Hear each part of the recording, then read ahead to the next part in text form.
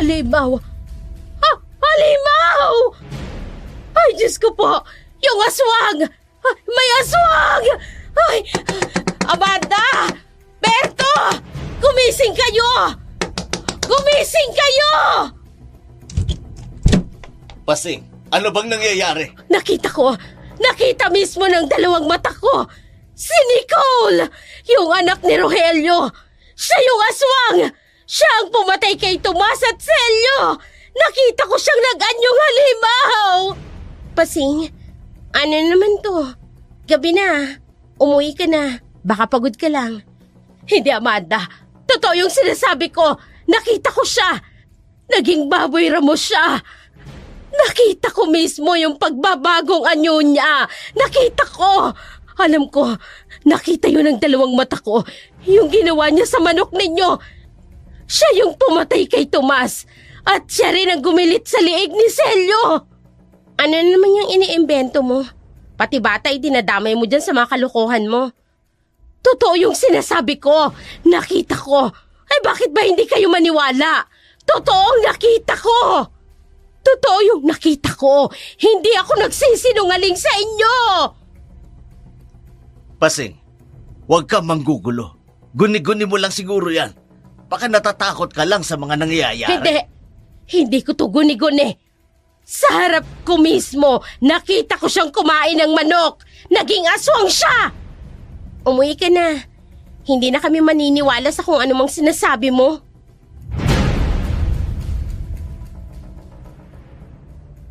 Ang sabi nila, ang tsismis daw ay parang isang paghatol.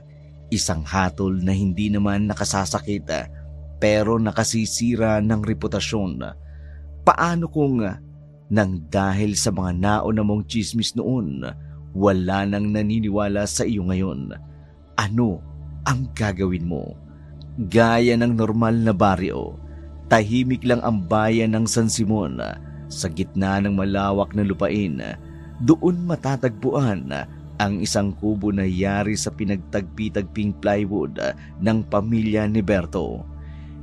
Isang 40 taong gulang na matandang magsasaka at tagapag-alaga ng manukan ng kanyang boss na si Rogelio. Samantala, si Amanda naman ay may bahay ni Berto.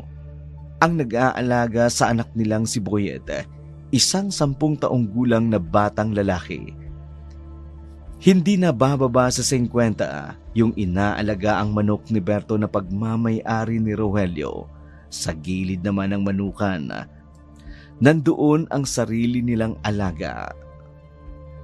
Isang inahing kambing na itinuturing niyang ipon para sa pag-aaral ni Boyet. Tanghali na noon at medyo mainit na yung sikat ng araw. Naglalakad si Berto papunta sa manukan habang bitbit yung isang sako ng pagkain ng manok. Sa tibi niya ay naroon si Boyet na may dala ring maliit na timba na may pinaghalong dara at tsaka tubig. Pa, bakit po ba ang dami nating manok? Hindi po ba magastos sa pagkain yan? Magastos talaga mag-alaga ng manok, Boyet. Pero hindi naman sa atin ang lahat ng yan. Kay Rogelio yan.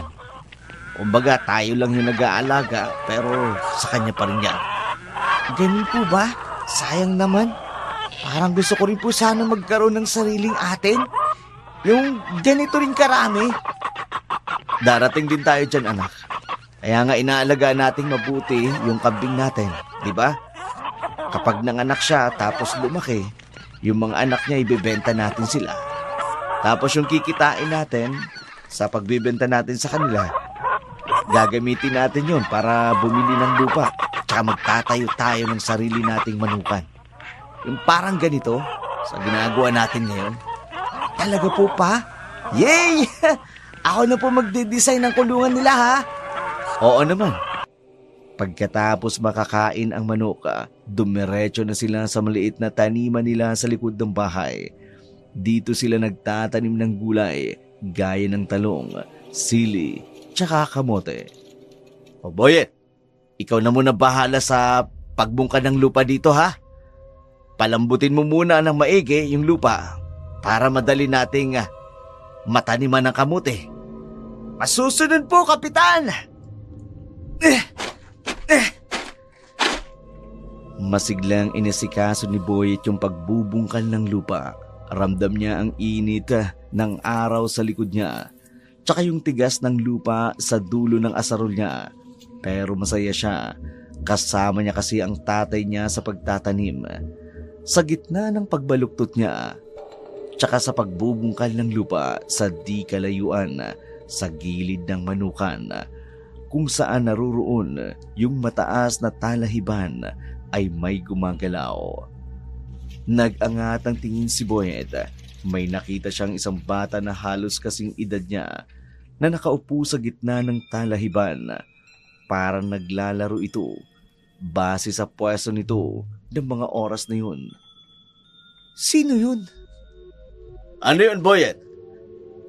Wala po. Parang may nakita po kasi yung bata doon. Doon sa may talahiban. Naglalaro po mag-isa. Nasaan? Wala naman ako makita, ha? Yun po, oh. Nakaupo po. Tignan ninyo. Uy! Bata! Anong ginagawa mo dyan?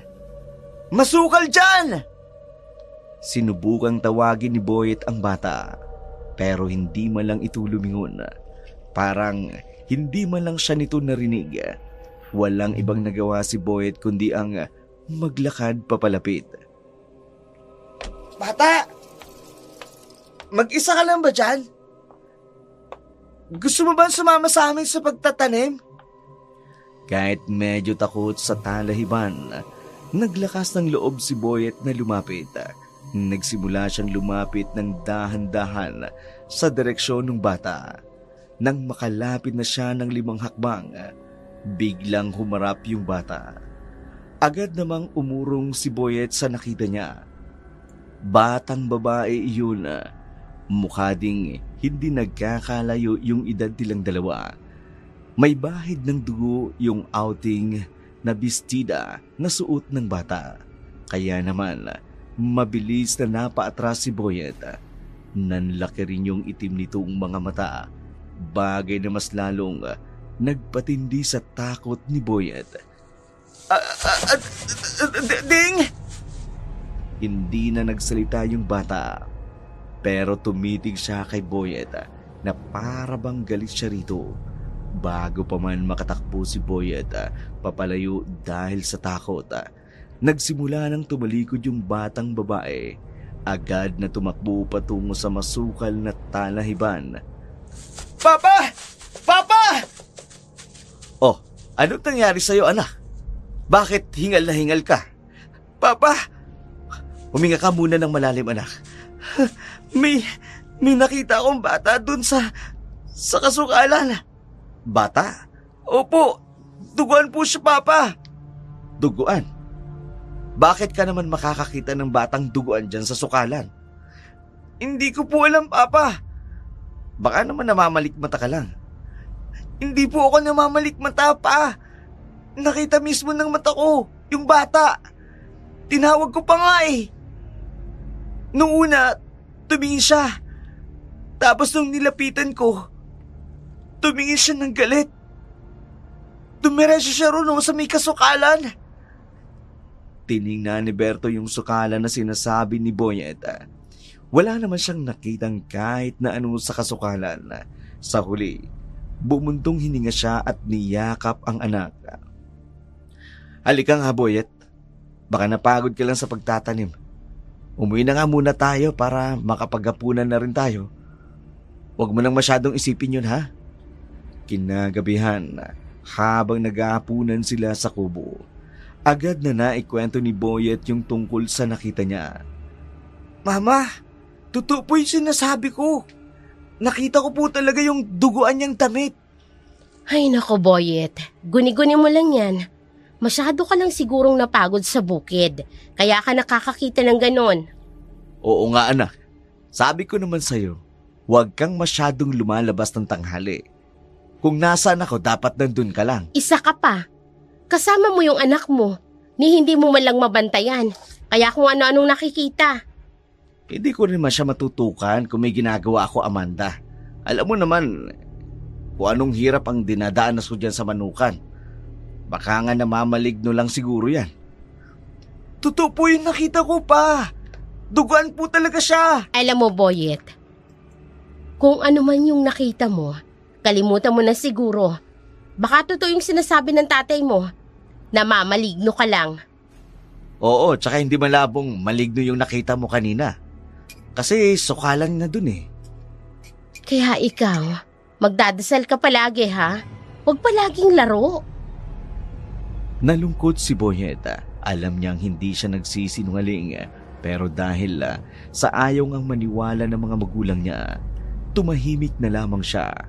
Pagkatapos kumain ay lumabas si Berto para silipin yung kambing niya na nakatali lang sa puno.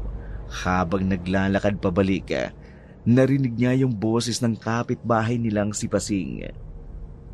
Ay nako, ang sarap talagang mabuhay sa mundo nang walang ginagawa ano. Yung tipong kakain ka na lang, kasi hindi mo na kailangan magtrabaho. Yung linis-linis ka na lang, hindi mo na kakailanganing magtrabaho. Kasi nga, may nagpapalamon sa'yo. Oo nga eh. Pero alam mo kung ano mas masarap? Yung tahimik na buhay. Swerte lang ako sa asawa ko dahil masipag yung si Berto. Masipag na ba sa'yo, Amanda? Yung magpapakain lang ng manok tapos maginhawa na yung buhay. Masipag na yon.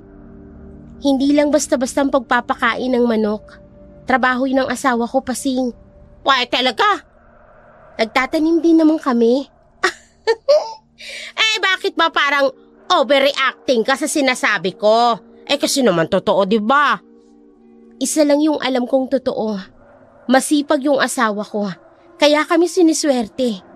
Hindi ka ba makarelate? Kasi sugarol tsaka babaero yung asawa mo. Bakit namimersonal ka naman yata, Amanda? Ano, guilty?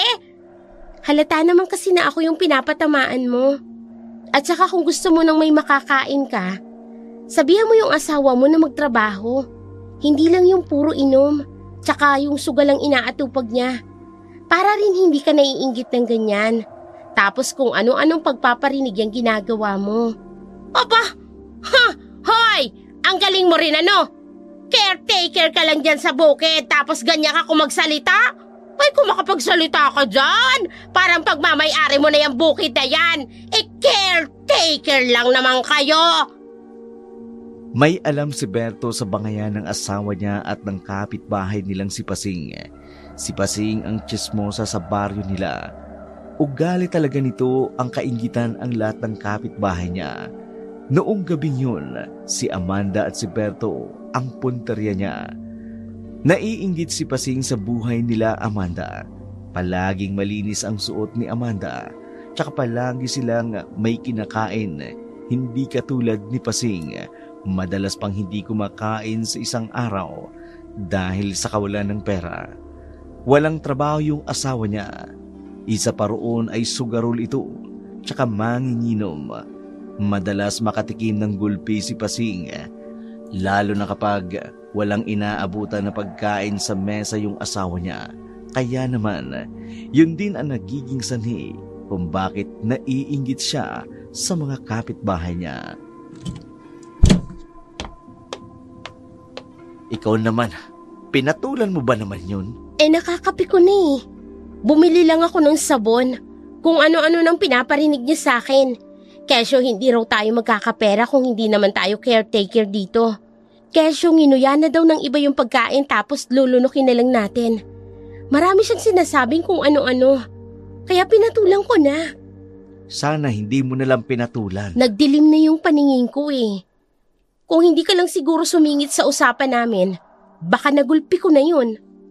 Hindi mo naman magagawa yun, tsaka hindi mo naman siya kailangan patulan. Kilala mo naman ang ugali nun. Marami nang nakakaawa yun tapos nauuwi lang sa barangay. Kung ayaw magkaroon ng record sa barangay, hayaan mo na lang siya. Ayaw mo naman siguro magkaroon ng problema, di ba?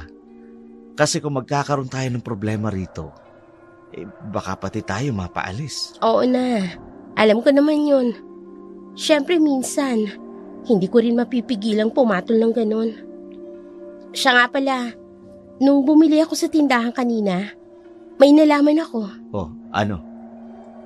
May nakawan daw dyan sa malapit sa atin Ang sabi nila, may mga nanakawan daw ng manok at saka may mga alaga raw na nawawala.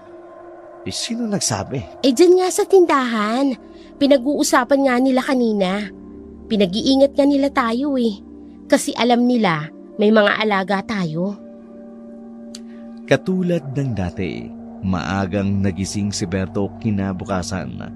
Paglabas niya ay pakiramdam niya may kakaibang hangin. Lumingon siya sa paligid dahil pakiramdam niya ay may nakatanaw sa kanya sa malayo. Ano ba yan? Nagiging paranoid lang siguro ako. Habang binibilang niya yung mga manok na pinakakain niya, napansin niya na para bang may kulang.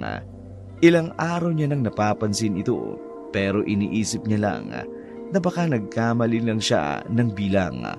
Pero noong araw na yun, alam niyang may kakaiba.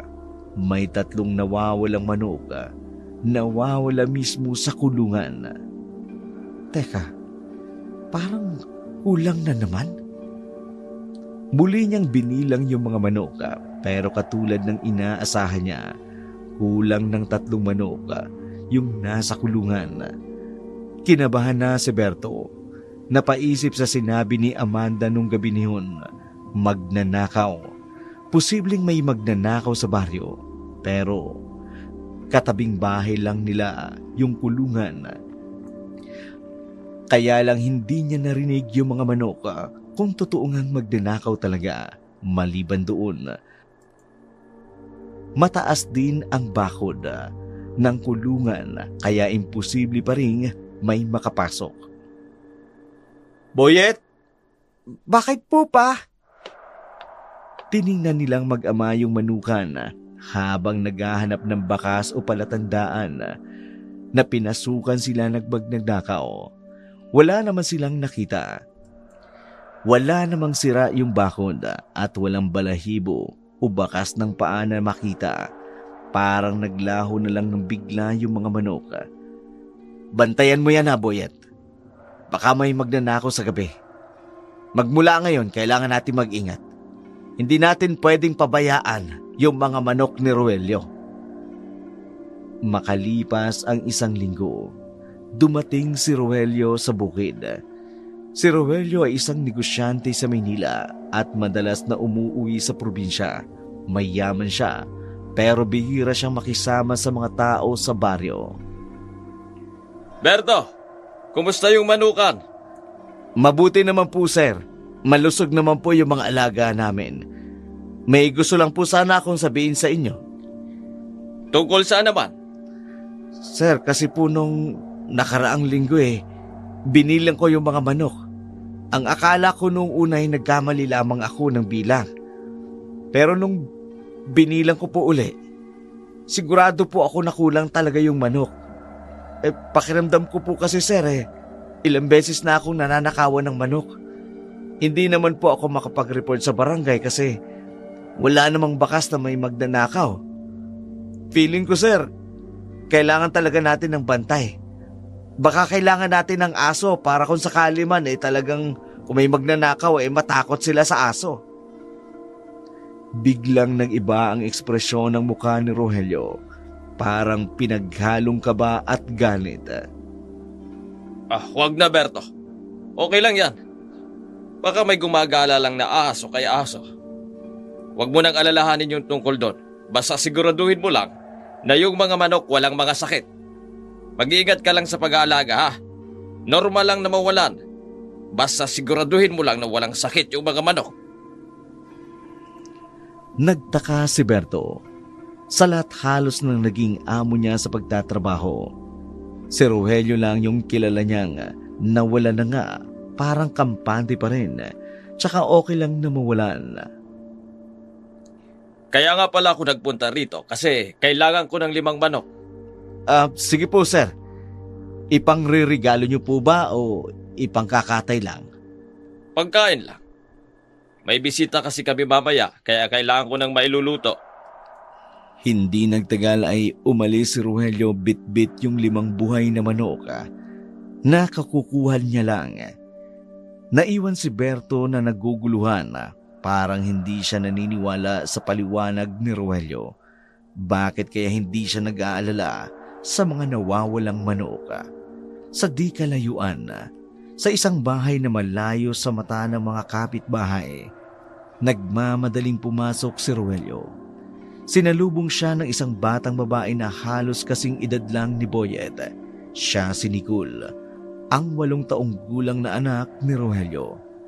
Dinala ni Rogelio ang 5 manok sa likuran ng bahay kung saan walang nakakakita. Nang makita ni Nicole yung mga manok na dala ng kanyang tatay, agad na nagdingning yung mga mata niya sa tuwa. Ito na yung pagkain mo, anak. Pagtsagaan mo na muna yung manok, ha? Huwag ka munang lalabas. Huwag mo munang guguluhin yung mga alaga ng kapitbahay, ha? Ayaw na ayaw ko na ginagawa mo yun, anak. Nagsimula nang kumain si Nicole ng manok na buhay. Samantala, wala namang ibang ginawa si Rogelio kundi ang pagmasdan ng anak niyang kumakain ng buhay na manok na para bang isang ganid na hayop. Ito ang dahilan kung bakit umalis sila sa Maynila. Hindi makontrol ni Rogelio yung pagbabagong anyo ni Nicole.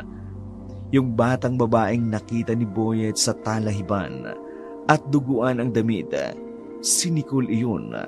Ang 5 manok na kinuha ni Rogelio kay Berto, bawat buwan ay hindi lang basta pagkain ng pamilya. Pagkain pala iyon para sa anak niyang isa ng ganap na aswang. Lumipas pa ang ilang linggo. Ang simpleng pagkawala ng ilang manok sa manukan ni Rogelio ay nagsimulang naging malaking problema. Araw-araw, kapag binibilang ni Berto ang mga alaga niya ay may kulang na naman. Hindi lang sa kanila ito nangyayari dahil maging yung mga kapitbahay na malapit sa kanila ay nag-uumpisa na rin mawala ng alaga, hanggang ang balitang iyon ay unti-unting kumalat sa San Simon. Isang hapon, habang nangunguha sila ng kamote, masinsinang nag-uusap sina Berto at Boyet. Pa, bakit kailangan po nating tumingin muna sa lupa bago magukay? Kasi anak, kailangan nating malaman kung matigas ba yung lupa o kung may malalaking bato. Kung hindi tayo titingin, tsaka mag-iingat, baka masira yung kamote. Kaya baka masira yung asarol natin sa pag-aalaga. Kailangan mo maging maingat, tsaka maging mapagmasid. Para yung sa manok po, no? Di ba kailangan nating bantayan mabuti kasi baka may magnanakaw? Tama ka, anak. Kailangan nating maging mapagmasid. Nagtataka nga rin ako doon sa mga nangyari sa manukan. Ni wala naman tayong makitang bakas kung ninakawan ba tayo o hindi. Pa, hindi po kaya yung batang nakita ko sa talayban? Hindi kaya yun yung kumuha ng mga manok? Boyet, sinabi ko na sa'yo huwag ka masyadong mag-isip sa mga nangyayari, lalo na sa batang yun. Guni-guni mo lang yun. Baka nga may ahas dito sa atin kaya tayo nawawalan. Pero pa, parang totoo po kasi yung nakita ko eh. Tsaka hindi po ba may balibalita na may magnanakaw talaga? Hindi ko rin alam, anak. Tapusin na lamang natin ito. Maganda pa rin yung nag-iingat lang tayo. Basta, palagi ka lang dumikit sa akin. Napansin ni Berto simula nang makita ni Boyet ang batang babae sa talahiban. Mas lalong naging malapit si Boyet sa kanya. Para bang takot siyang maiwanan. Hindi siya naglalaro na mag-isa sa malawak na bukid. Palagi na lang siyang nakabuntot sa tatay niya. Habang nag-aani ng kamote sina Berto sa di kalayuan, nagsimula na yung away nila Amanda at Pasing. Naglalaba noon si Amanda sa labas ng bahay nila, habang si Pasing naman nagwawali sa tapat ng bakuran nila. Ay, nako, ang sarap talaga ng buhay kapag may katulong, ano? Yung tipong nakahanda na ang lahat pag uwi mo. Pasing, bakit bang hilig mong magsalita na parang may pinapatamaan ka? Kung may gusto kang sabihin, bakit hindi mo ako diretsuhin? Ay, bakit naman tinatamaan ka ba? Abay, nagwawalis lang naman ako rito. At saka hindi ako nagpaparinig, ano? Ano akala mo sa akin? Walang pinag-aralan. Hindi ko kasalanan kung tinatamaan ka, Amanda. Hindi naman ako interesado sa buhay mo. Kaya wag mong sinasali ang sarili mo. Hindi interesado. Pero panay parinig ka. Yan ba yung hindi interesado? Aba, hindi naman talaga. Alam mo, gawin mo na lang yung trabaho mo dyan para may ginagawa ka. Abay, wag akong pagtripan mo dito dahil nananahimik ako. Wala kang magagawa, kaya ako yung pinagtitripan mo. At sa'yo pa talaga nanggaling yan? Ikaw naman itong nagsimula ah. Galit na tumayo si Amanda. Agad na tinapon ang damit na kinukusot niya sa batya na may tubig. Sa halip na pakialaman mo ko, asikasuhin mo na lang yung asawa mong nagiinom na naman sa umaga. Yan ang dapat mong pinagtutuunan ng pansin. Hindi yung buhay ko. Hindi yung buhay ng pamilya ko. Aba? Ay bakit? Sinasama mo pa sa usapan natin yung asawa ko. Ay ano naman ngayon kung nagiinom siya? Naiinggit ka ba kasi walang bisyo yung si Berto? Dahil nga, under desaya. At saka, wag mo sinasali sa usapan natin yung tungkol sa asawa ko. Dahil kahit ganyan yan, aboy, matapang yan. Hindi yan tulad ng asawa mong tagabantay lang ng manok. Kahit na tagabantay lang ng manok ang asawa ko, at least nagtatrabaho siya. Ay ang asawa mo, kung matapang yung asawa mo, pues madiskarte yung asawa ko. At kahit na minsan nagigipit pa rin kami, at least mahal ako ng asawa ko. Sinasabi mo ba na hindi ako mahal ng asawa ko? Kahit hindi mo aminin, halata naman Pasing. Aba hoy! Ang kapal na mukha mo! Magsama kayo ng asawa mong tagabantay lang naman ng manok! Nagdilim ang mukha ni Pasing bago niya padabog na hinagis ang walis. At agad na pumasok sa bahay nila. Napailing si Amanda. Ipinagpatuloy ang paglalaba. Alam niyang kailangan niya magtimbi. Lalo pat dahil palagi siyang pinapayuan ni Berto na wag nang patulan si Pasing. Ang totoo, mas lalong naging bitter si Pasing dahil sa nakikita sa pamilya ni Berto. Malayong malayo sa buhay nila na puro bugbog sa kamay ng asawa niya. Kinagabihan, nagtipon ang mga kapitbahay nila, kabilang na roon si Tomas, isang matandang magsasaka at si Sonia. Nag-iinuman sila sa tindahan ni Nena. Hindi lang yung manok ang nawawala, Berto. Nawala na rin yung labrador, nilito kagabi. Aso, pambihira ah. Hindi lang pala manok yung ninanakaw nila. Pati rin pala aso. Siguro, malaking magnanakaw yan, Tomas. Dapat pala magbantay na rin tayo sa gabi. Mukhang sa gabi sila tumitira. Magnanakaw, Berto? Baka naman masamang espiritu yun. Parang hindi normal yung mga nawawala eh.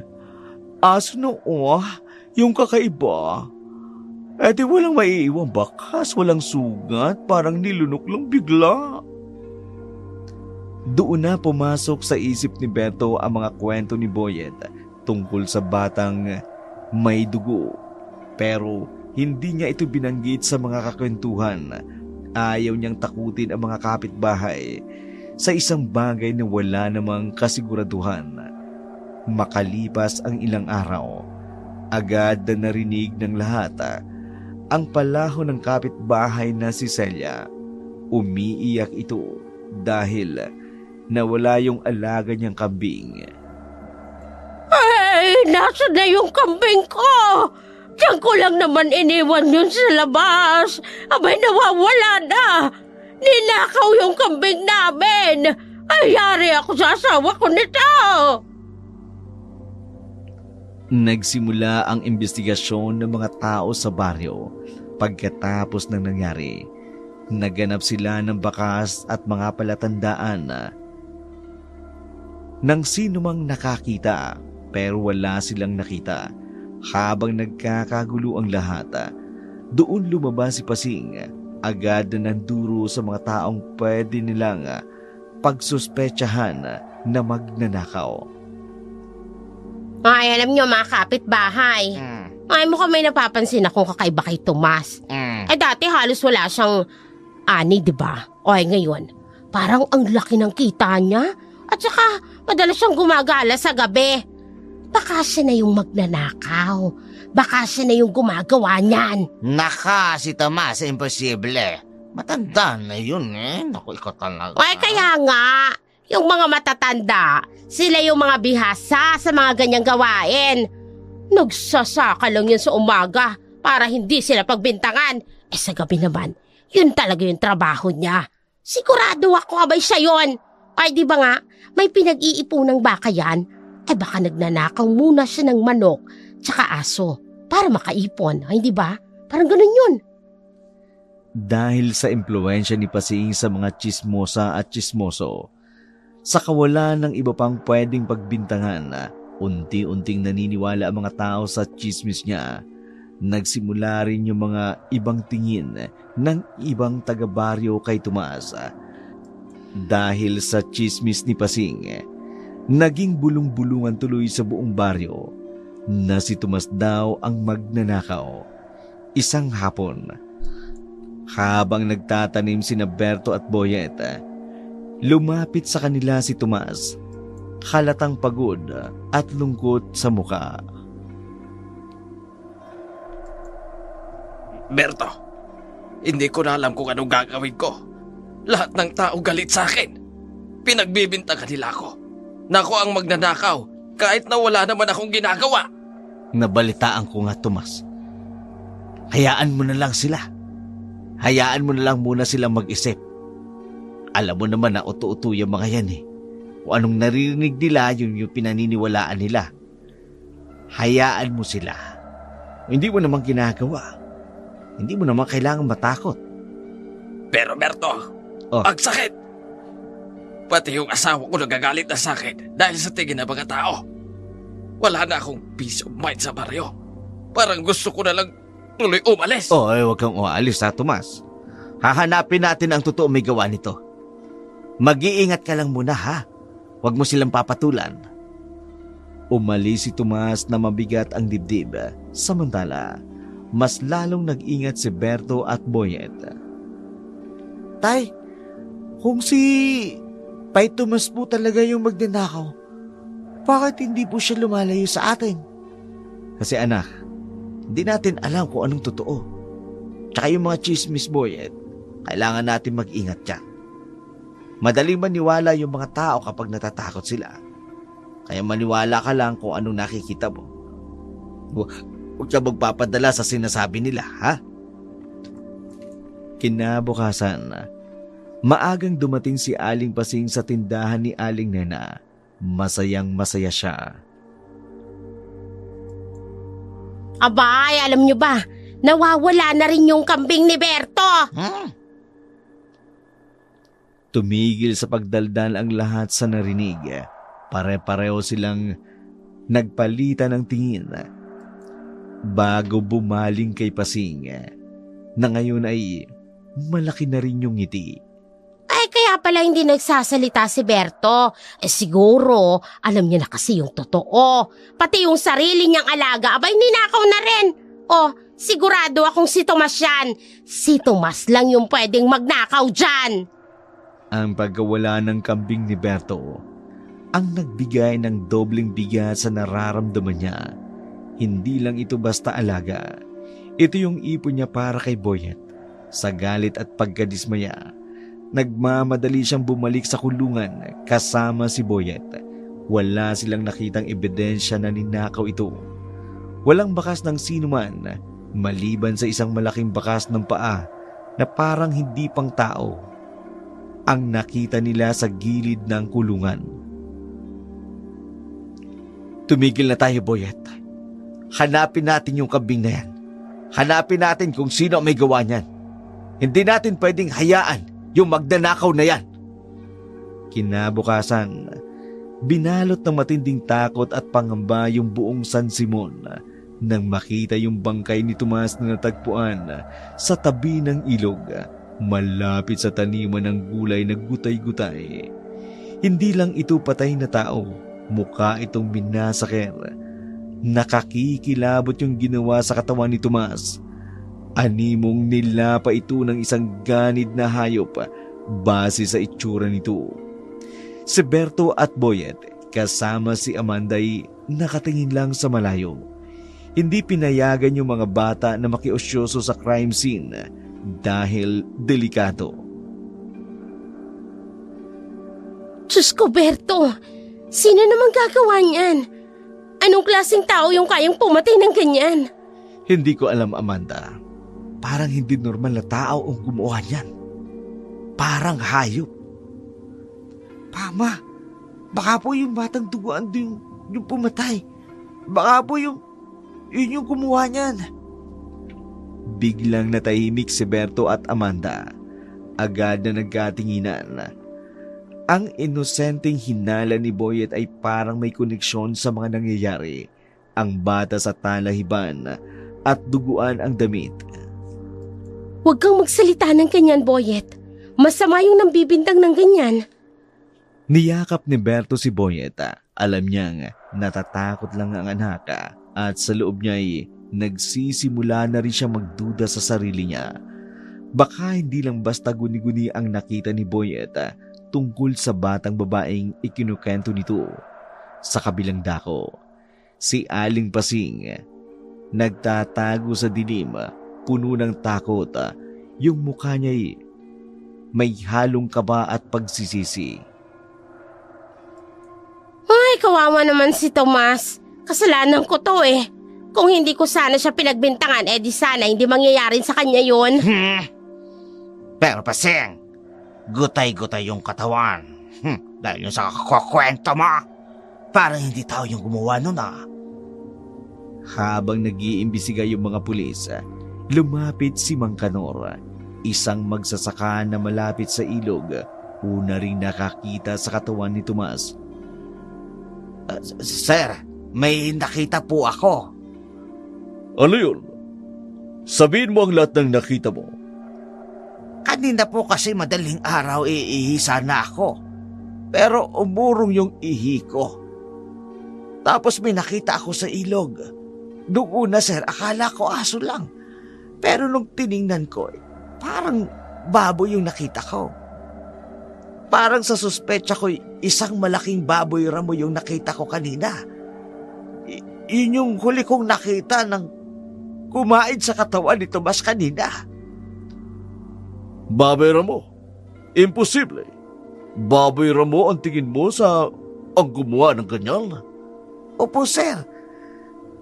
Nakatatakot yung itsura nila tapos sobrang laki niya.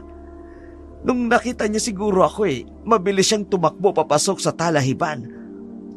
Masyadong malaki para sa size ng baboy ramo yung nakita ko, sir. Tsaka yung ngipin niya ang lalaki. Hindi ko lang sigurado, sir. Pero nagbago yung itsura niya nung tumakbo siya papalayo. Tumahimik ang lahat at animoy hindi pa rin makapaniwala sa narinig. Baboy ramo? Sa atin wala namang ganyan, Tsaka guti-guti yung katawan, Ito yung baboy ramo? Biglang may nagsalita ng mahina, pero malinaw na narinig ang lahat. Baka naman aswang yan. Ang salitang aswang ay parang kidlat na tumama sa buong baryo. Nagsimula silang magbulong-bulungan habang yung mukha ay punong-puno ng takot. Ang pagkawala ng manok, aso at kambing, ngayon ay brutal na pagkamatay ni Tomas. Lahat ay may koneksyon. Kinagabihan, hindi makatulog si Boyet sa takot. Dali-dali niyang yumakap sa ama at niyakap rin siya ng amang si Berto. Pa, natatakot po ako. Totoo po ba yung aswa? Baka po yung batang duguan na nakita ko. Baka po yun yung totoong aswang. Huwag kang matakot, anak. Nandito si tatay. Kung totoo man yan, poprotektahan kita. At kung aswang man talaga yan, hindi sila pwedeng gumawa ng masama sa atin. Kung malakas ang paniniwala natin sa Diyos. Oo nga anak, huwag ka na matakot. Siguro nasisiraan lang talaga ng bait yung gumawa nun. At hindi yun aswang. Kaya magdasal ka palagi, ha? Opo, Ma. Kahit na magpakampante sila hindi pa rin nila maibsan ang takot na nararamdaman nila. Tumingin si Berto sa bintana sa direksyon ng talahiban kung saan nakita ni Boyet ang bata. Dahil sa takot, nag-iba bigla yung buhay ng mga taga San Simon. Ang lalaki ay nag-meeting, nagdesisyon na magbantay sa gabi. Lahat ay naglagay ng bawang at krus sa mga pinto at bintana ng bahay. Walang naglakas ng loob na lumabas pagsapit ng gabi. Boyet, tandaan mo ito ha. Kapag nasa bukid tayo, huwag kang lalayo sa akin. Hindi na tayo katulad nung dati na walang inaalala. Kailangan lagi maging alerto. Opo pa, pero paano po kung nandyan siya habang nakatingin sa atin? Kung nandyan man siya, Boyet, kailangan mo maging matapang. Huwag mo siyang pansinin. Yung mga masasamang espiritu o yung mga aswang, gusto nilang takutin tayo. Kapag naramdaman nila na natakot tayo, mas lalo silang lalakas. Kaya huwag kang matakot, ha? Habang nag-uusap-usap sila, narinig nila ang bulong-bulungan ng mga kapitbahay. Abay, sino kaya yung aswang Hindi naman si Mang Celio. Si Mang Celio? Pero ano po yun, oy? Paano magiging aswang yun? Kung paralyzed yun, kalahating katawan niya. Kaya nga, dyan tayo minsan nagkakatalo eh. Baka nagpapanggap lang siyang lumpo. At saka, di ba misteryoso yung si Mang Silio? Wala siyang kaibigan dito, tapos lagi pang nakasarado yung bahay niya. Baka yun na yun. Muling nag-init ang dugo ni Pasing sa narinig. Ito na naman ang pagkakataon niya para magkalat ng tsismis. Nako baka nga si Celio yan. Abay napansin ko rin siya noon. Ang misteryoso ng buhay niya, diba? Ay kaya pala hindi siya umaalis sa bahay niya. Kasi nga, inaantay niya lang na gumabi para maging baboy ramo siya. Saka para makapatay.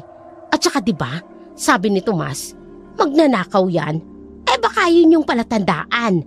Ibig sabihin, alam ni Tomas kung sino yung aswang. Kaya siya pinatay. Ang asawa ni Pasing na si Danny na madalas lasinggero, walang pakialam, biglang sumabad sa diskusyon. Pasay, sigurado ka ba dyan? Baka naman ibang chismis na naman to. Hoy, tumahimik ka dyan Huwag mong ipagtanggol yung baliw na yan. Kailangan nating mag-ingat. Si Celio yan at sigurado ako. Dahil sa determinasyon ni Pasing at sa pagiging lumpo ni Mang Celio na nagbigay ng ideya na nagtatago siya, muling nabaling yung suspecha ng baryo sa isang inosenteng tao. Sa kanilang bahay, tinawag ni Amanda si Berto. Berto, nakita mo ba yung mukha ni Pasing? Parang ganadong-ganado na naman siyang siraan si Mang Celio. Hindi pa nga natatapos kay Tomas. Naghanap na naman ng panibagong pagbibintangan. Ganyan talaga si Pasing. Siguro parang mekanism niya na lang yung pagdadadal niya. Palibasa lagi nabubugbog ng asawa. Tsaka naiinggit yan. Hayaan mo na lang. Pero yung totoo nakakatakot din Hindi na manok at kambing yung nawawala. May tao na. Binalikan ni Berto yung manuka na tiningnan niya yung mga manok. Naalala niya yung 5 manok na kinuha ni Ruelio. Inisip niya, kung saan kaya napupunta ang mga manok na yun. Sa malaking bahay ni Roelio, tahimik na kumakain si Nicole. Ang bibig niya ay punong-puno ng laman. Hindi lang ito basta manok, kambing na ito. Hindi man lang ito niluto. Anak, dahan-dahan naman. Huwag mong uubusin lahat. At saka sinabi ko na sa'yo, di ba? Na huwag mong gagalawin yung mga alaga ng iba. Bakit mo kinuha yung kambing ng caretaker ko? Alam mo bang galit na galit yun sa mga tao? Sabi ko magmatsyag ka muna sa manok. Tiningnan lang ni Nicole ang tatay niya at yung mga mata niya ay agad na nangningning sa dilim. Hindi na siya sumagot. Huwag mo nang uulitin yan, anak ha. Ayaw kong makita nila kung sino ka talaga. Hindi natin pwedeng ulitin yung nangyari sa Maynila. Hindi tayo pwedeng mahuli. Kailangan mo mag-ingat. O sige na, linisin mo na yung sarili mo. Alam ni Rogelio na ang anak niya ay aswang. 8 taong gulang na si Nicole. Pero mas matindi na yung gutom niya. Kaysa sa sinaunang matandang halimaw, alam niya rin yung pagpatay kay Tomas ay simula pa lang nang hindi niya kayang kontrolin sa katawan niya. Ang takot ay naging parang araw-araw na parte ng buhay ng San Simon. Yung mga tao ay agad na nagsasara ng pinto bago mag-alas 6 ng gabi. Yung simoy ng hangin, animoy may kasamang hinala at takot. Yung chismis tungkol kay Mang Celio na isang lumpo, misteryoso, lalong naging sentro ng usap-usapan. Makalipas lang ang 2 araw, si Aling Pasing at ang asawa niyang si Danny, pinakaaktibo sa pagkakalat ng chismis na si Celio nga ang aswang. May, tingnan ninyo si Celio, ni hindi man lang siya lumalabas kahit namatay na si Tomas. Ayaw niya magpakita dahil alam niya na siya na yung hinahanap. Paseng, baka naman natatakot lang talaga siya. Lumpo yun eh. Paano siya makakapatay? Aba, hindi mo ba narinig yung sinabi ni Kanor? Nag-iiba nga ng anyo. Eh baka yung pagiging lumpo niya, parang disguise lang. Kaya nga wala siyang asawa, di ba? Dahil sa matinding paniniwala ni Pasing at sa kawalan ng ibang sospecha sa mga pagpatay, unti-unting naniniwala ang mga tao. Nagsimula na silang magbabato ng dumi at bulungan sa tapat ng bahay ni Celio. Hindi pa man sigurado hinahatulan na siya ng baryo. Samantala, mas lalo pang nag-ingat sila Berto at Boyeta.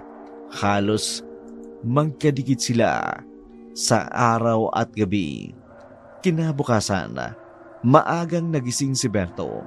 Kailangan niyang tingnan yung manukan bago sumikat ang araw.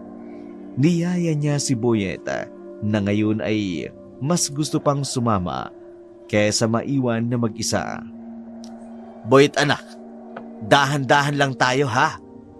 Tahimik silang naglakad patungo sa manukan. Naruroon pa rin ang lahat ng manok pero may napansin si Berto. Boyet, nakita mo ba yun? Parang may kalmot sa lupa. May malalim at matalim na baka sa lupa na para bang may kumalmot doon sa dulo ng bakod sa parte na nakaharap sa talahiban. May napansin silang kakaiba. Pa, may puting bagay po doon. Parang damit. Lumipat sila. Piraso iyon ng puting tela na may bahid pa ng tuyong dugo. Tiningnan ni Berto yung tela. Hindi ito damit ng lalaki. Parang damit iyon ng bata. Tuguan po, Papa. Boyet, wag mong hawakan. Umuwi na muna tayo. Wag mong sasabihin sa mama mo to, ha? Parang yung damit po ng batang nakita ko, Papa. Hindi nakasagot si Berto. Binaliwala niya ang hinala ni Boyet noon, pero ng mga oras na yun, na nasa harapan nila yung ebidensya. Yung batang duguan na nakita ni Boyet, totoo at mukhang may kinalaman sa mga nangyayari. Halika na, Boyet. Bumalik na tayo. Hindi natin pwedeng sabihin ito sa mga tao. Lalo silang matatakot. Sa halip na bumalik sa bahay, dumaan muna sila sa kulungan ng nawawala nilang kambing. Tiningnan nila yung malaking bakas ng paa na nakita nila doon. Noon ay parang mas malinaw na. Hindi ito bakas ng paa ng kambing. Hindi rin yung bakas ng paa ng tao. Malaki yung bakas na yun. May 5 matatalim na daliri. Tingnan mo, anak. Hindi yan gawa ng tao. May halimaw talaga sa baryo natin. May patay! May patay na naman! Diyos ko! Nagtakbuhan ang mga tao at gano'n na lamang yung gulat ng lahat.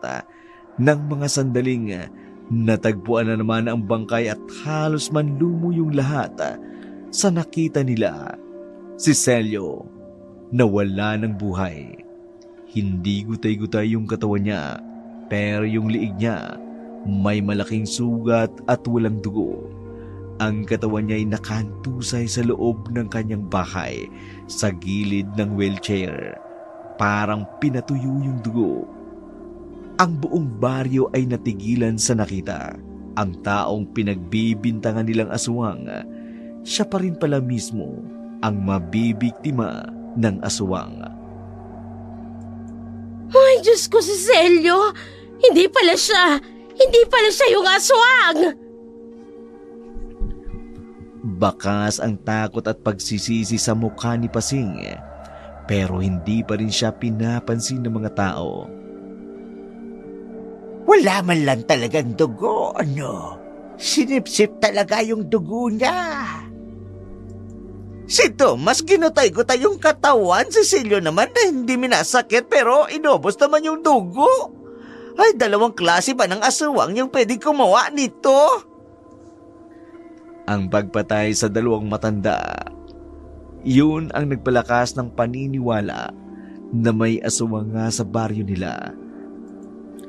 Yung pagbibintang nila kay Celio, agad na natabunan. Yung mga tao ay muling naganap ng suspecha mula sa paghahanap ng magnanakaw. Nauwi yun sa paghahanap sa aswang. Berto, nakita mo ba yung bangkay ni Mang Celio? Walang dugo. Hindi normal yung nangyayari. Kailangan na nating umalis dito. Natatakot na ako para kay Boyet. Hindi tayo pwedeng umalis, Amanda. Nandito ang hanap buhay natin. Hindi ako aalis hanggat hindi ko nalalaman kung sino ang gumagawa nito. Tsaka kung aalis man tayo, hindi tayo titigilan ng aswang. Kailangan nating harapin ito. Doon na sinabi ni Berto kay Amanda yung ebidensyang nakita nila ni Boyet na peraso ng damit ng pangbata na may dugo at yung malaking bakas ng paa na hindi galing sa tao. Diyos ko, Berto. Yung batang nakita ni Boyet. Pero, imposible. Paano? Bata lang yun. At saka, paano mo naman nasabing yun ang aswang? Paano kung biktima din pala yun? Kung biktima rin siya, bakit hindi nababalita sa atin? Bakit walang katawang nakikita? May ebidensya na, Amanda. Tsaka yung pagkawala ng kambing natin. Tsaka yung mga manok. Baka hindi lang magnanakaw yun. Baka yun yung bata talaga. Yun yung aswang. Ma. Kung yung nakita ko dati, totoo po yun. Nakita ko po talaga. Duguan po talaga siya. Tsaka parang gutom na gutom siya noon.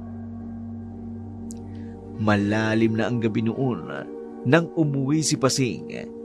Gulong-gulo ang isip niya dahil sa pinaghalong takot at pagsisisi. Unti-unting bumagal ang lakad niya ng mga sandaling mapahinto siya malapit sa manukan nila Rogelio.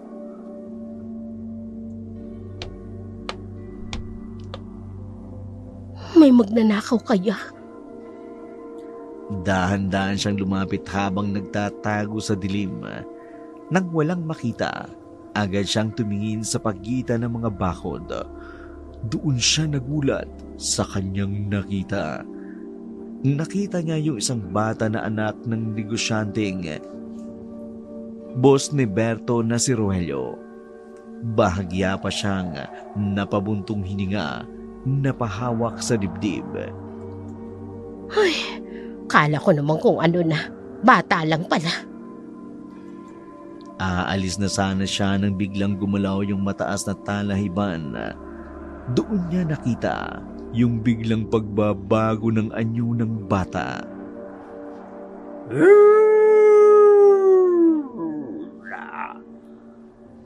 Habang palaki ng palaki si Nicole, unti-unting lumalaki yung mga mata ni Pasing sa takot. Kitang-kita niya kung paanong ang maliliit na kamay ng bata ay unti-unting lumalaki. Pahaba na rin ng pahaba yung mga kuko nito, habang yung mukha naman ni Nicole mabilis na nagmumukhang hayop. Sa loob ng halos 1 minuto, nagawa niyang lamunin yung manok na nahuli niya lang. Doon nakaramdam ng takot si Pasing dahil nasaksiyan niya ang lahat. Halimaw! Halimaw!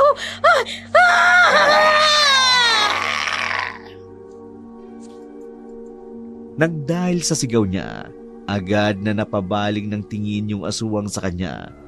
Mabilis namang tumakbo si Pasing kahit nanginginig na yung kalamnan niya sa takot. Ay, Diyos ko! Yung aswang! May aswang! Dinala siya ng mga paa niya sa bahay ni Berto. Amanda! Berto! Gumising kayo! Gumising kayo! Pasing! Ano bang nangyayari?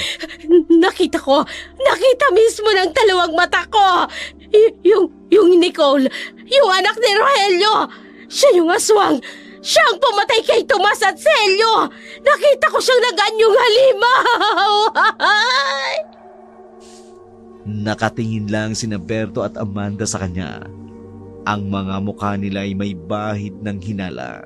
Pasing, ano na naman to? Gabi na. Umuwi ka na. Baka pagod ka lang. Hindi, Amanda. Totoo yung sinasabi ko. Nakita ko siya. Naging baboy ramo siya. Nakita ko mismo yung transformation niya. Alam ko, nakita ng 2 mata ko yung ginawa niya sa manok niyo. Siya yung pumatay kay Tomas. At siya rin na may gawa nun. Ginilitan niya ng leg si Celio. Ano yung invento na yan, ha? Pati bata itinadamay mo sa mga kalokohan mo. Totoo yung sinasabi ko. Nakita ng... Teka ba? Bakit hindi kayo maniwala? Totoo nga yung nakita ko. Totoong nakita ko. Hindi ako nagsisinungaling. Pasing, huwag ka na manggulo. Kunin-kunin mo lang yan. Baka natatakot ka lang sa mga nangyayari. Hindi ko to guni-guni. Sa harap ko mismo, nakita ko siyang kumain ng manok. Naging aswang nga yung bata! Pero dahil sa mga kasinungalingan at chismis na ikinalat niya kina Tomas at Celio at sa away nila ni Amanda, wala ni isa man ang naniniwala kay Pasing. Para sa kanila, isa lang itong panibagong chismis ng isang babaeng chismosa na walang magawa sa buhay. Umuwi ka na, Pasing. Hindi na kami maniniwala pa kahit na anong sinasabi mo. Umalis si Pasing na umiiyak, hindi pa rin makapaniwala. Wala siyang magawa nang hindi niya mapaniwala yung mag-asawa sa nakita mismo ng kanyang mga mata. Kinabukasan, habang nagtatanim sina Berto at Boyet, patuloy pa rin silang nag-iingat. Totoo po kaya yung sinasabi ni Aling Pasing? Yung batang babae talaga yung aswang? Hindi ko rin alam, anak. Hindi natin pwedeng pagkatiwalaan si Pasing dahil sa mga ginawa nila. nila mag-asawa kina Tomas at Celio. Yung ipinagkalat nila pero hindi naman pala aswang. Pero yung ebidensya na nakita natin, tsaka yung piraso ng damit. Nagsimulang magduda si Berto kung si Nicole nga ang aswang at si Ruelio naman ang tatay. Bakit hinahayaan ni Ruelio yung anak niya na gumawa ng ganun? At yung mga manok na kinukuha ni Ruelio ay para saan ba talaga yung mga manok na yun? Pagkatapos ng insidente, kung saan walang naniniwala sa mga ikinigkwento ni Pasing, nagdesisyon sina Berto at Boyet na gawing mag-isa yung paghaharap sa aswang. Sinisika pa rin ni Berto na mag-isip ng mabuti. Kung yung anak talaga ni Ruelio, kung yun talaga ang aswang, ibig sabihin lamang noon, yung mga manok na hinihingi ni Ruelio, yung pinapakain niya sa mga anak niya. Boyet, subukan mo ngang sundan kung saan pupunta yung bakas ng paa. Tingnan mo kung saan papunta. Papunta po yan sa talahiban pa. Tapos, sa gilid nun, bahay na nila si Ruelio. Ang bahay ni Ruelio ay matatagpuan sa kabilang dulo ng manukan, malapit sa talahiban, malayo sa ibang bahay. Sige, kung doon mo lang nakita yung bata, sigurado ako, doon din yung galing kay Sir. Kapag dumating si Ruelio, saan pumupunta pagkatapos siyang kumuha ng manok? Anong orasyon? Kapag kukuha po siya, madalas po hapon. Pagdating po niya, pupunta po agad siya sa manukan. Tapos kukunin niya yung mga manok. Tapos dire-diretso po siyang aalis, papunta sa bahay niya. Tapos, hindi na po lumalabas. Ibig sabihin, kung hindi siya lumalabas, parang may inaalagaan talaga siya sa loob. Kung hindi para sa mga bisita niya yung manok na kinukuha niya nung nakaraan, baka para talaga yun sa anak niya. Hindi kalaunan ay nagdesisyon si Berto na kailangan niyang kumuha ng ebidensya at kailangan niyang malaman kung paano lalaban sa aswang kung sakali man. Pumunta siya sa bayan at bumili ng maraming bawang at asin. Kinuha niya rin sa lumang aparador yung kutsilyong gawa sa silver na ipinamana ng lolo niya. Amanda, kailangan natin ang mga bagay na ito. Kapag nandito na yung aswang, baka ito yung maging panlaban natin just in case. Berto, para sa naman yung kutsilyong pilak na yan? Kung totoo man ang chismis na may gumagalang aswang ito yung gagamitin natin. Namamatay lang yung aswang kapag nasasaksak ng silver yung puso niya. Ayokong pumatay ng bata. Pero kung kaligtasan naman natin ang nakataya, handa akong pumatay. Lumipas ang mga araw. Nagpatuloy lang sila Berto at Amanda sa paglalagay ng mga bawang tsaka asin sa bintana. Habang ang baryo naman ay patuloy lang na nababalot ng takot, si Pasing naman ay nagdesisyon na lang na manahimik kahit nakararamdam pa rin ng takot dahil ni isa sa mga kapitbahay niya walang naniniwala sa kanya. Hapon iyon, nang matanawan ni Berto si Ruelio na paparating kasama si Boyet sa manukan. Berto, kailangan ko ng 7 manok ngayon. Mas marami kaysa sa dati. Idagdag mo na lang sa listahan ko, ha? Opo, sir. Pero sir, pwede po bang magtanong? Bakit po mas marami na kayong kinukuha ngayon? Sabi niyo po dati, pangkatay lang pero sa bahay ninyo. Doon nyo laman dinadala, di ba, yung pinangkakatay ninyo? Parang sobra-sobra po yun. Biglang nang iba ang mukha ni Ruelio, parang kinakabahan at galit. Sa pagkakaalam ko, ang trabaho mo lang dito ay magpakain ng manok. Hindi yung questionin ako kung saan ko dinadala yung mga kinukuha ko. Ayusin mo na lang yung trabaho mo rito, ha? Huwag mo na akong pakialaman kung saan ko dinadala yung mga manok na yan. Natahimik si Berto, kaya naman hindi na siya nagtanong pa. Kinuha ni Rogelio yung 7 manok na hinihingi niya at mabilis na umalis. Bago tuluyang umalis, hindi na nagdalawang isip pa si Boyet na sundan ito ng pasekreto. Tumakbo si Boyet sa gitna ng puno at sinilip ang bahay ni Rogelio. Nakita niya si Rogelio na nagmamadaling pumasok sa likod ng bahay. Doon ay nakita niya ang anak nitong babae na naghihintay. Papa, gutom na ako. Nasaan na yung pagkain ko? Nakita ni Boyet si Rogelio na ibinibigay yung 7 manok kay Nicole. At doon, nakita niya yung kakaibang galaw ng bata. Kinuha ng batang babae ang isa sa mga manok at walang alinlangan itong nilaban na parabang hayop.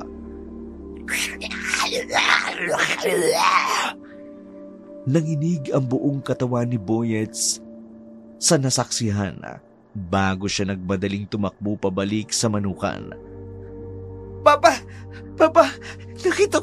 Nakita ko na! Ano yun? Huminga ka nga ng malalim. Si Sir Rogelio po! Papa! Binigay niya yung manok dun sa batang babae. Kinain ng buhay yung mga manok. Kaya pala nagalit siya nung magtanong ako kanina. Ipinapakain niya pala yun sa anak niya. Kung kumakain siya ng manok na buhay, ibig sabihin nun, siya talaga yung aswang. Habang nagkakagulo ang lahat sa misteryong bumabalot sa buong baryo, naruroon naman si Pasing sa loob ng bahay nila. Tahimik lang ito tsaka palaging nag-iisa habang naging palaisipan kay Danny.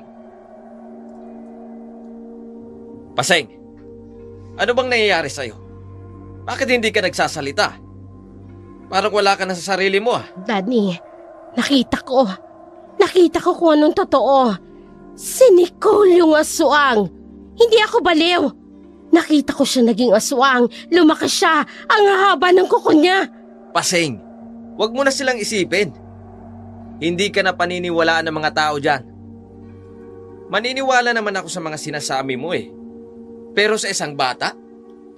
Paano ka naman nakakasigurado na bata ngayong may pakana ng lahat? Baka naman nag-iilusyon ka na lang.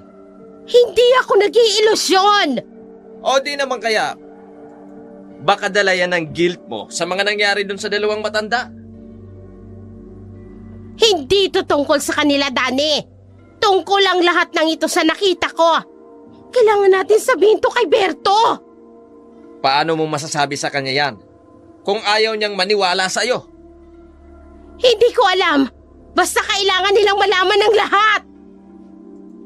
Samantala, sa kabilang dako naman kinagabihan, naganda si Berto ng plano para sa mga mangyayari. Amanda, Boyet, mag-stay lamang kayo sa loob ha. Huwag kayong lalabas. Kung may kumatok man, huwag kayong magbubukas ng pinto. Pupunta ako sa bahay ni Rogelio. Kailangan ko malaman kung may iba pang ebidensya na makapagpapatunay na aswang nga yung anak niya. Kung makita ko man si Rogelio, nakakausapin ko na rin siya. Berto, delikado. Paano kung makita ka ni Rogelio? Baka patingin ka niya. Hindi ko gagawin ito kung hindi kailangan. Kundi natin siya pipigilan, baka pati si Boyet. O ikaw naman ang mawala. Kaya kailangan kong gawin ito para sa pamilya natin at para sa kapakanan ng San Simon.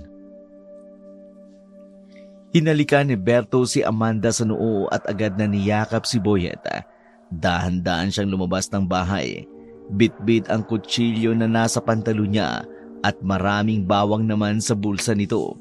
Naglakad siya sa madilim na bukid papunta sa bahay ni Rogelio, malapit sa talahiban. Mabigat ang mga hakbang niya ng mga oras na yun dahil sa pinaghalong takot at kaba. Sana po makabalik pa rin si Papa ng ligtas. Sana nga, Boyet. Sana. Medyo malaki yung bahay ni Rogelio, pero madilim iyon. At malayo sa iba pang bahay na naroon, napalilibutan iyon ng matataas na talahib, may malawak na bakuran sa likod. Nang makarating na siya sa bakuran, agad na nagtago si Berto sa likod ng isang malaking puno. Pinalipas niya muna ng ilang minuto habang nagmamasid. Walang ilaw sa loob ng bahay at animoy tulog na ang lahat ng mga oras na yun. Kung aswa nga talaga yung bata, baka nag-iiba siya ng anyo ngayon. Dahan-dahan siyang lumapit sa likod ng bahay kung saan nakita ni Boyet na ipinapakain sa bata yung mga manok. Tiningnan niya ang lupa, walang bakas ng dugo at mukhang malinis na. Nalinis na yata ni Rogelio ang lugar. Mula sa pinagtataguan niya'y amoy na amoy niya yung masangsang na amoy na bubulok na karne na hindi niya kayang masikmura ng mga oras na yun. Ang baho! Sinundan niya ng tingin yung mga langaw hanggang dinala siya ng mga iyon sa isang tambak na buto sa gilid niya.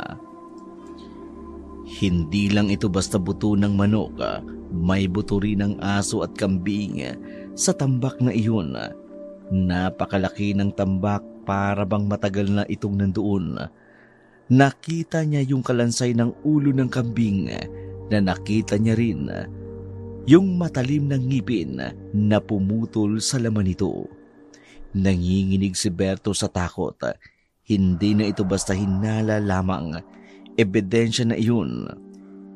Yung tambak na buto na nakita niya ay patunay na ang anak nga ni Rogelio ang kumakain ng mga alaga sa baryo. Kasama na roon yung kambing niya na nawala noon. Sa pagmamasid niya, narinig ni Berto yung ungol sa loob ng bahay. Parang ungol ng hayop o ungol ng taong nasasaktan. Lumabas si Rogelio na mukhang pagod at gulong-gulo yung itsura. Naglalakad siya papunta sa isang balde at agad na kumuha ng tubig. Napansin ni Berto na may dugo sa kamay si Rogelio, kaya naman doon na siya nagdesisyon na lumabas sa pinagtataguan niya. Sir Rogelio! Nagulat si Rogelio, agad na napatalon sa kaba. Agad niyang itinago ang duguan niyang kamay. Berto, anong ginagawa mo rito? Bakit ka nandito ng ganitong oras? Gusto ko po sanang malaman, sir, kung ano pong ginagawa ninyo.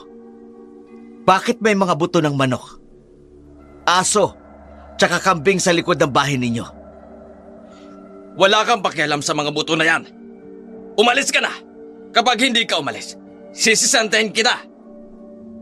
Gusto ko lang po ng sagot, sir. Hindi lang basta buto yung gabundok na buto na yun. Sabihin mo nga sa akin, sir. Yung anak nyo ba ang may kagagawa ng lahat ng nakawan dito sa baryo? Simula nang bumalik kayo galing Maynila, ngayon lang nangyari ang lahat ng ito. Ano bang pinagsasasabi mo? Baliw ka na ba, Berto? Huwag mong isinasali yung anak ko dito dahil inosente yung batang yan. Ngayon, umalis ka na. Kapag hindi ka pa rin umalis sa bahay ko, magtatawag ako ng pulis. Huwag na po tayo maglokohan, sir. Alam ko yung mga manok na kinukuha ninyo. Ipinapakain nyo sa anak nyo. Nakita siya ng anak ko na kumakain ng hilaw. At yung mga alagang nawawala sa baryo, pati yung kambing ko, kinain ng anak mo. Doon na bumigay si Rogelio. Napaupo siya sa isang maliit na bangko. Agad na napatakip ng muka. Tama na, Berto! Wala ka nang dapat malaman. Oo! Yung nakita ng anak mo. Siya yun!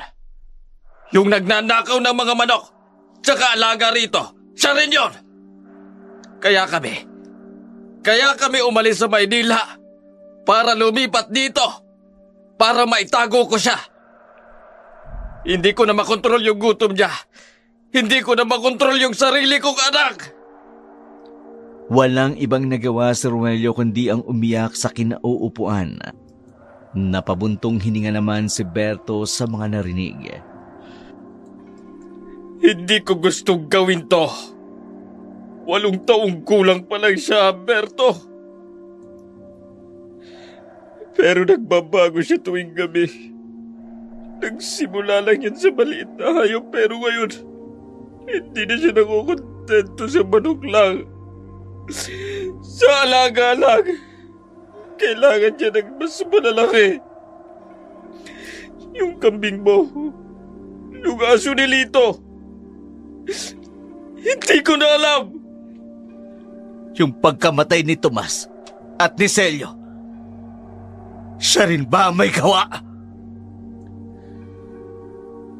Oo. Nakita ko siya nung gabi na yon. Saksi ako nung panahong pinatay yung matandang walang kalaban-laban. Hindi ko na makontrol yung ginagawa niya. Para na siyang baboy ramo. Nilamon niya si Tomas. Gusto ko siyang pigilan pero hindi ko kaya. Hindi ako pwedeng magsalita kasi baka mamatay niya rin ako. Pero hindi ko na talaga siya makontrol, Berto. Hinawakan ni Rogelio si Berto sa kamay habang ang mukha niya ay puno ng luha. Berto, tulungan mo ako. Hindi ko na alam kung anong gagawin ko. Ano ko siya? Hindi ko siya pwedeng patayan pero hindi ko rin siya pwedeng hayaang pumatay na lang ng iba. Hindi na ako makatulog sa anak ko. Wala akong pwedeng gawin, sir. Hindi ko kayang patawarin yung anak niyo sa pagpatay niya sa mga kapitbahay natin at sa pagkuha niya sa kambing ko. Hindi ko rin naman siya kayang pabayaan na lang. Kailangan nating pigilan yan. Kung aswang yan, kailangan nating gamutin.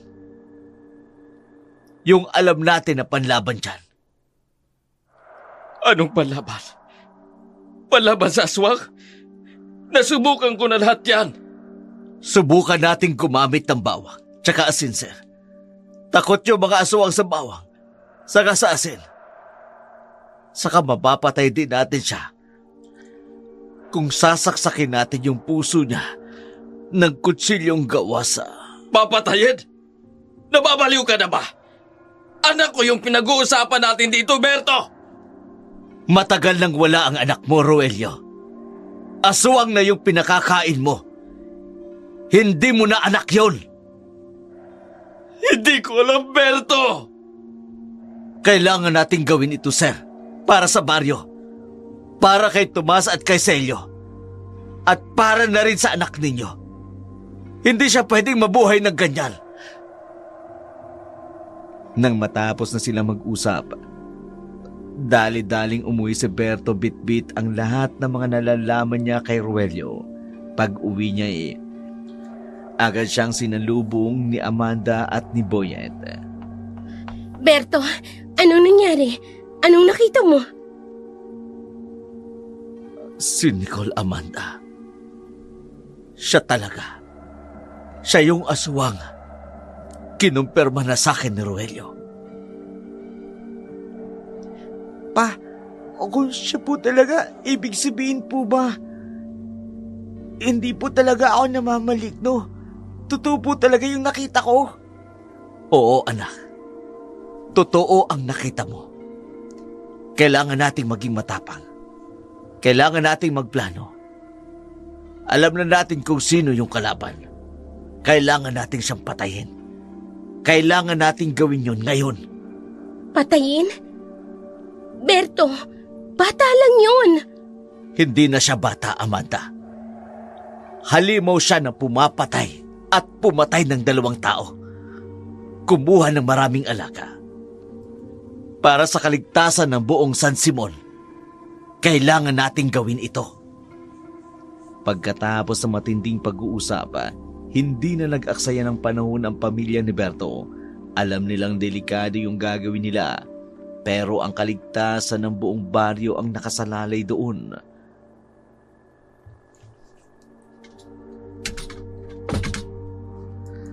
Boyet, tingnan mo ito. Ito yung makapapatay sa kanya. Gagana lang ito kung itatarak natin ito mismo sa puso niya. Pero pa, baka hindi po tayo makalapit sa kanya. Kaya nga kailangan natin ang bawang, tsaka ang asin. Yung bawang na yun ang magpapahina sa kanya. Yung asin naman ang magpapalayo sa kanya. Kailangan natin siyang lituhin para makalapit tayo. Si Amanda naman, kahit may takot sa puso ay nagbalat pa rin ito ng mga bawang at naglagay sa bintana at pinto. Gumawa rin siya ng isang supot na puno ng pinaghalong bawang at asin. Berto, hindi ko alam kung paano ka kikilos. Pero wag na wag kang magpapakita ng mag-isa. Magkasama kayo ni Boyet. Alam mo na ang lahat ng pasikot-sikot sa bukit at alam ni Boyet kung saan nakita yung bata. Magtulungan kayo. Oo, Amanda. Boyet, kaya mo bang sumama sa akin kahit delikado to, anak? Opo pa, sasama po ako sa inyo. Araw-araw, kasama niyo na ako sa pag-aalaga ng manok. Kung aswang man siya, tutulong rin ako para wala nang madamay pa. Hindi kalaunan ay nagplano si Berto. Kailangan nilang palabasin si Nicole sa bahay ni Ruelio. Hindi natin pwedeng pasukin yung bahay nila.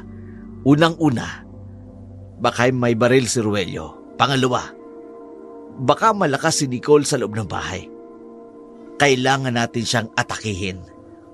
Paano po natin siya aatakihin pa? Manok.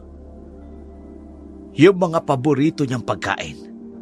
Kunin natin yung pinakamalaking tandang sa manukan. Siya ang gagamitin nating pain. Hindi nagtagal ay dumiretso sila sa kulungan. Agad na kinuha ang pinakamalaking tandang na naruroon. Pasensya na, pero kailangan ka namin. Pagkatapos ng hating gabi kung kailan tulog ang lahat, sinimulan nila Berto at Boyet yung plano nila. Naglakad sila ng dahan-dahan, bit-bit yung tandang, tahimik na nakakulong sa sako.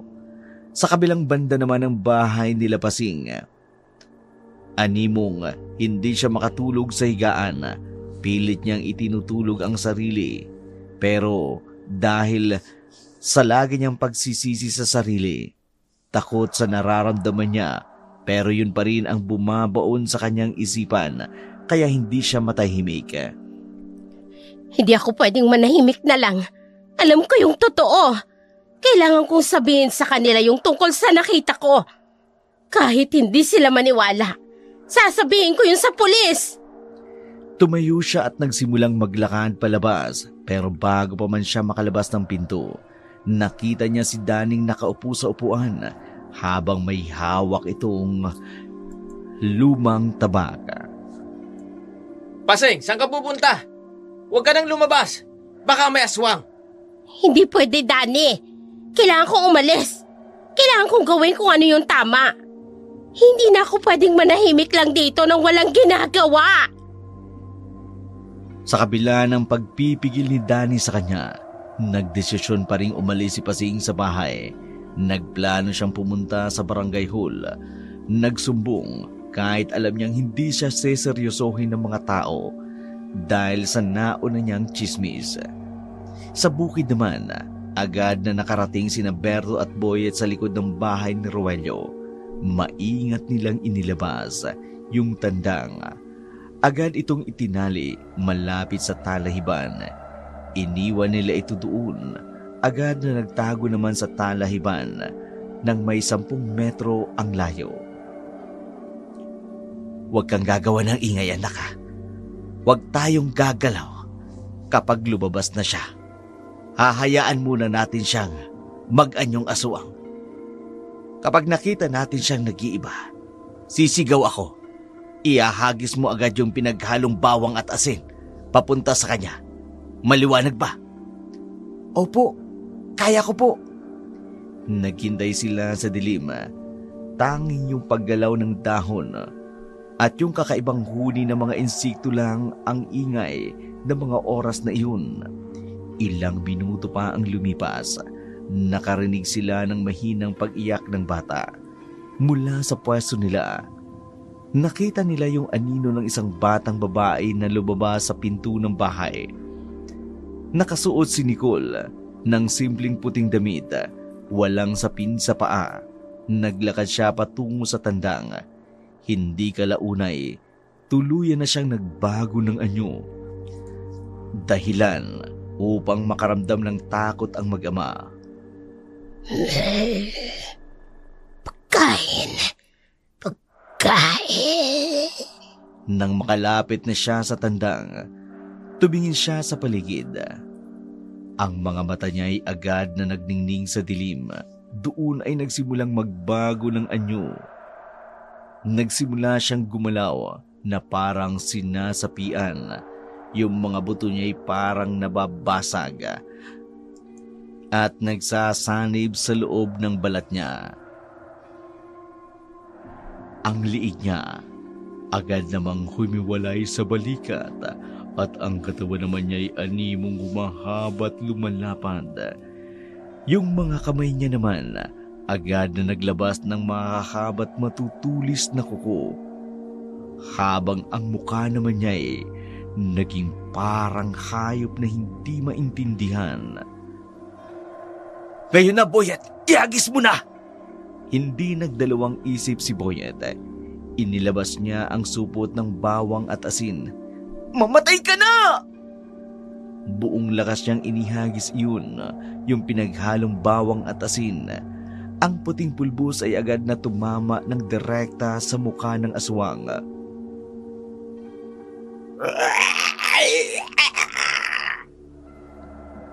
Biglang umungol yung aswang sa matinding sakit at pagkasunog. Umatras ang aswang sa kinatatayuan. Mabilis na sinaktan ang sarili dahil sa sakit. Nang makahanap ng tiyempo, mabilis na tumalon si Berto mula sa talahiban. Dala yung kutsilyo. Nagmamadali siyang tumakbo papalapit sa aswang na nooy nalilito at nasasaktan. Ang aswang noon ay nasa anyo ng isang malaking nilalang na may kuko at pangil.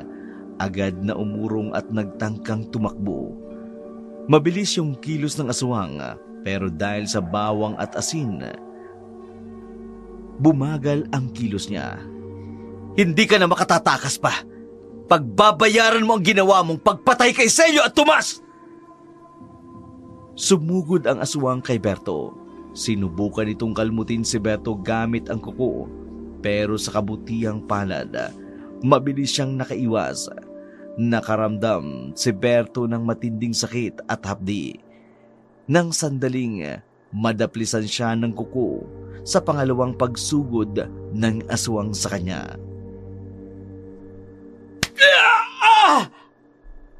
Nagpatuloy yung dalawa sa pagsugod sa isa't isa. Habang si Boyet naman ay nasa gilid lang, mabilis siyang kumuha ng bato. Agad yung ibinato sa aswang. Tantanan mo ang papa ko! Nang dahil sa ginawa ni Boyet, agad na na-distract yung aswang. Yun ang ginamit na pagkakataon ni Berto para sugurin yung aswang. Ngayon na! Sumugod si Berto. Ginawa niyang kalasag yung braso niya habang yung kutsilyo naman ay nakahanda na. Mabilis siyang tinusok yung gilid ng halimaw. Ngunit matigas yung balat nito kaya naman hindi rin siya nasugatan. Sinipa ni Berto ang aswang dahilan upang mabilis itong matumba. Boyet, tumakbo ka na! Iwanan mo na ako rito! Hindi, Papa! Hindi po kita iiwan dito! Agad na nagalit yung aswang kay Boyet. Kaya naman, agad itong tumayo at sumugod sa anak ni Berto. Sa takot at kaba, mabilis na tumakbo si Boyet papunta sa talahiban. Habang tumatakbo si Boyet palayo, sinundan siya ng aswang.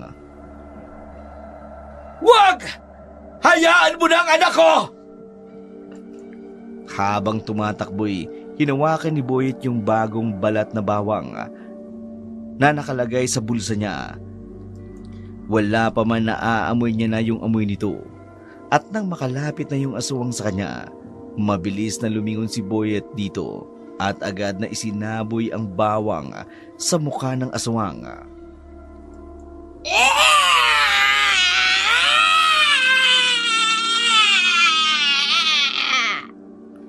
Umatras yung aswang habang paulit-ulit na sumisigaw. Sa sobrang sakit ng pagkakasunog, yung anyo niya ay nagsimulang magbago na para bang natutunaw. Yung anyong halimaw, unti-unting bumabalik sa anyo ng isang bata. Ayan na! Ngayon na!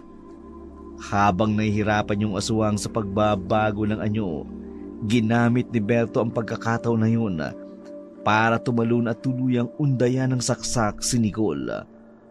Mula sa malaking bahay, narinig ni Rogelio yung sigaw ng anak niya. Nakita niya mula sa bintana yung nangyari sa labas, kaya naman agad siyang napatakbo. Wag, Berto! Wag mong saktan yung anak ko! Pero huli na si Rogelio. Itinaas na ni Berto yung kutsilyo, agad na isinaksak sa dibdib nung aswang.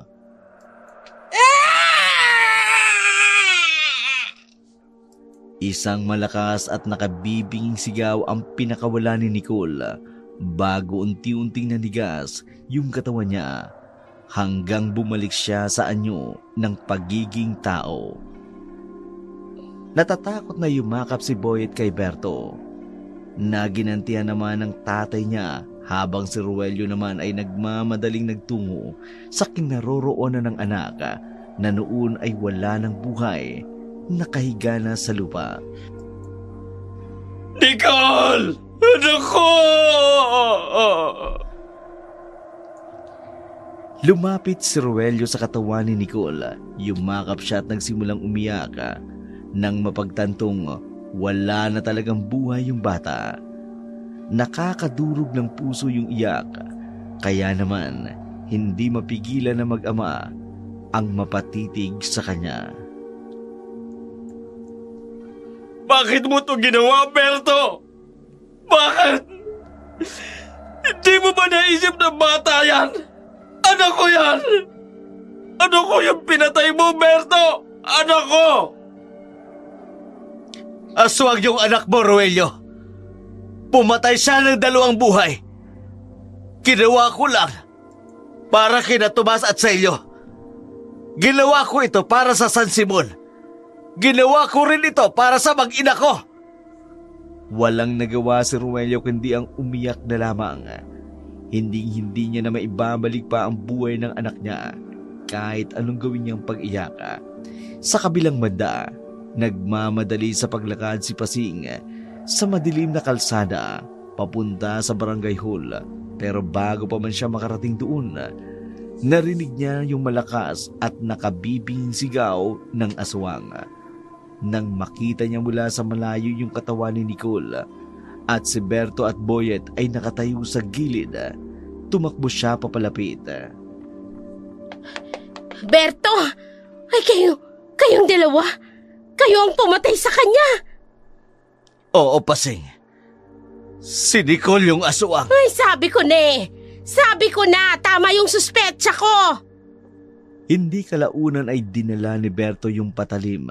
Dahan-dang naglakad papunta sa bayan kasama si Pasing at Boyet. Kailangan niyang iharap yung sarili niya sa pulis. Ginawa niya yung tama pero kailangan niya pa ring panagutan ang ginawa niya. Pagdating nila sa barangay hall, inihayag ni Berto ang lahat ng nangyari. Mula sa pagkawala ng mga manok ang hinala ni Boyd sa batang duguan at ang pagnanakaw ng kambing nila, ang pagkamatay ni na Tomas at Celio, hanggang sa pag-amin ni Rogelio tungkol sa pagpatay niya kay Nicole. Noong una, nagulat yung mga barangay official at pulis. Animong hindi nila magagawang paniwalaan yung kwento ni Berto tungkol sa aswang. Pero nang dumating si Rogelio, siya mismo ang nagkwento tungkol sa mga nangyari. Huwag niyong parusahan si Berto. Ginawa niya lang ang tama. Ako yung may kasalanan. Ako yung nagtago ng totoo. Si Nicole, ang anak ko. Siya ang aswang. Kaya kami umalis sa Maynila. Dahil lang doon, sinubukan ko siyang pigilan. Pero hindi ko kaya. Pagkatapos ng mga pangyayaring yun, nang mabuuli yung pamilya ni Berto, agad silang nagtipon at naghanda.